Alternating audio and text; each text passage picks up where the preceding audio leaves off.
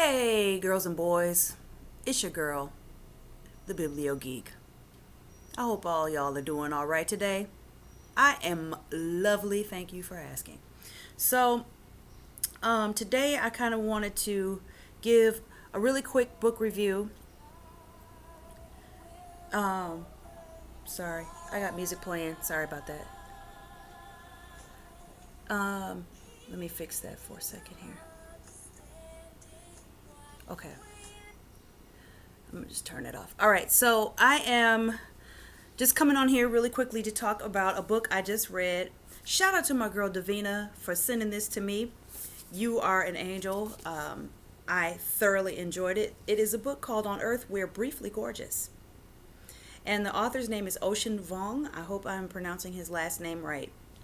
Um, and I just wanted to uh, highly recommend this book because I thoroughly enjoyed this book. If you can see, it's not that big of a book.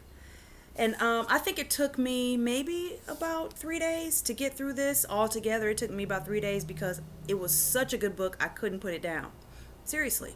And if you are an avid reader and you're into poetry, because from what I understand, Ocean Vuong is a poet, and his writing clearly reflects that. His writing is absolutely gorgeous. I highly recommend this book. All right, so let's get into it. So let me pull my notes out here. All right, so basically, this book is about a relationship between a boy and his mother. This book is a letter he writes to his mother.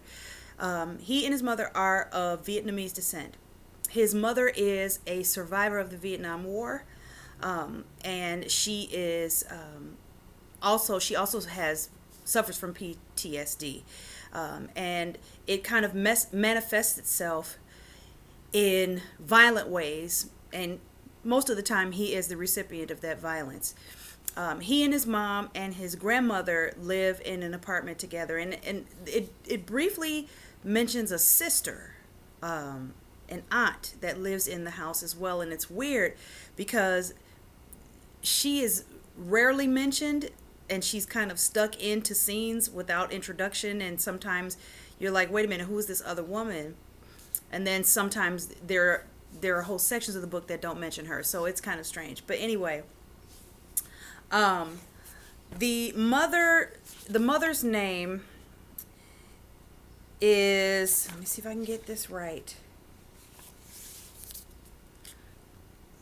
Let's see here. Okay, so the mother's name is Lan, Lan, and it says here that Lan means lily, and it's interesting because apparently this is a name she gave herself. So she changed her name. Her mother had so many children that she was actually a number.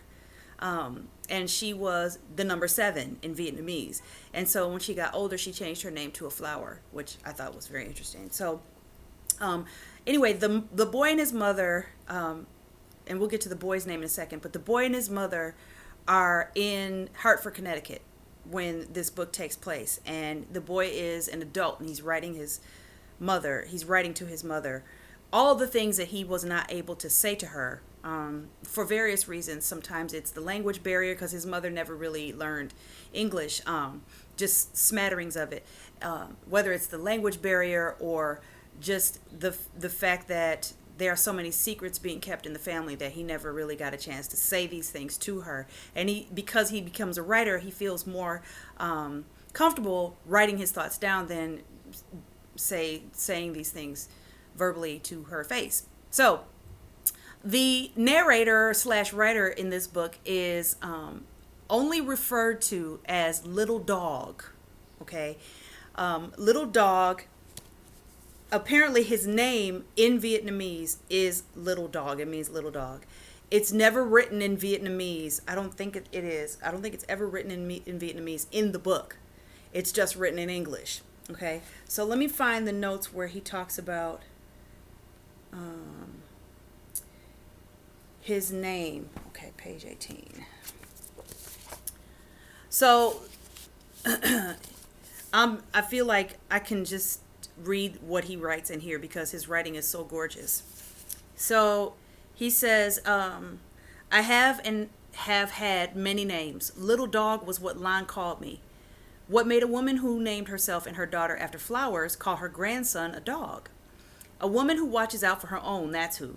As you know, in the village where Lon grew up, a child, often the smallest or weakest of the flock as I was, is named after the most despicable things: demon, ghost child, pig snout, monkey born, buffalo head, bastard.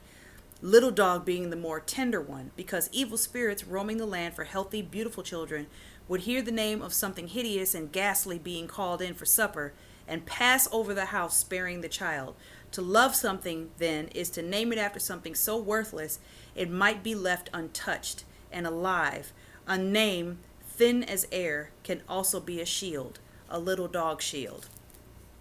Okay, so throughout the book, this narrator, even as an adult, is referred to as Little Dog. Okay, and so once again, this is about a boy who grows up in a house with a Vietnamese mother, grandmother, and aunt, all of them who speak very little English, and he having to take on the role as translator, as we see all the time. We see this with people who come over from other countries. The older generation rely on the younger generation to be their translators when they go to the doctor, when they go to the grocery store, things like that. And then the negotiation he has to make between the two cultures, because he grows up essentially as an American child, and the differences between that and the culture that he, the culture he experiences when he leaves the house and the culture he experiences when he returns home.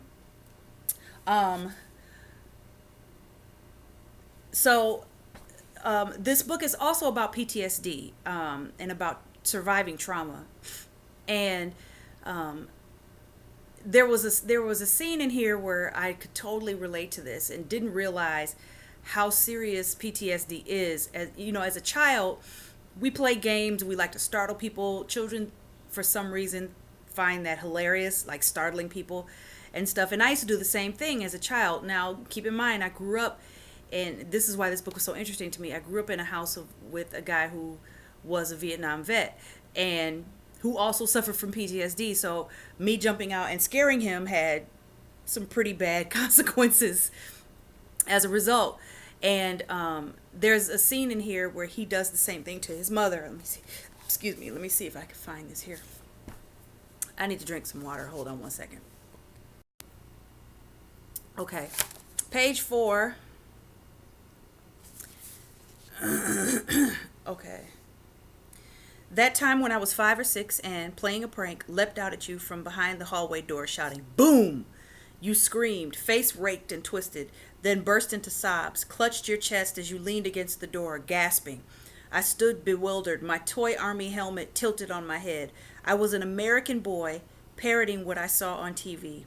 I didn't know that the war was still inside you and that there was a war to begin with, that once it enters you it never leaves but merely echoes, a sound forming the face of your own son. Boom. Okay, so this is, his writing, like I said, is very, very poetic. He actually has a poem in here. So, I love reading authors who start off as poets for the most part. I'm not really into poetry so much. And to be quite honest, I would rather read poetry. If I had to encounter or interact with any poetry, I would rather read it than go see it performed. But I love to hear or to read works like fiction and creative nonfiction and nonfiction books written by former or current poets. To me, their writing is richer. It has more depth. It has more color to it, and their way, if they are a good poet. If they are raggedy, and we have those, they are dime a dozen. If he's a raggedy poet, then no thank you. Okay. All right. So back to my notes. Let's see, what else do I have here? Blip, blip, blip. Oh, so this was an interesting moment. So there's a lot in here about the different cultures, um, the the the difficulty that the mother has, Lon or Lily has, with kind of assimilating into the culture, and she spends a lot of time being very not critical, but amused by American culture. So she works in a nail salon, and we'll get to the whole nail salon thing. And there was some stuff she said about the nail salon which was deep, and having gone to a Vietnamese nail salon, we'll get to that in a second. So she works in a nail salon, and there's a scene where one of her clients comes in, and she is bereft. Okay, she's overcome by grief.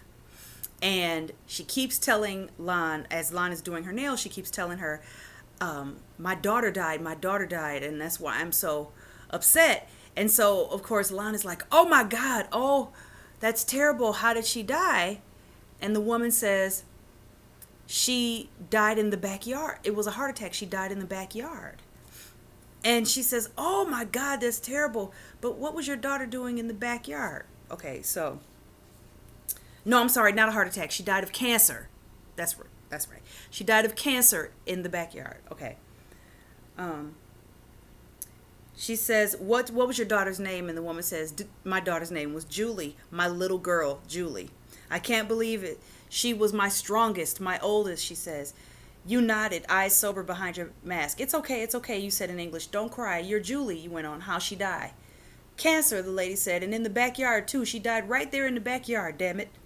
You put down her hand, took off your mask. Cancer. You leaned forward. My mom, too, she died from the cancer. The room went quiet. Your co-workers shifted in their seats. But what happened in backyard? Why she die there? The woman, listen, that's how it's written. So y'all can save your letters and complaints. Okay. But what happened in backyard? Why she die there? The woman wiped her eyes. That's where she lives. Julie's my horse.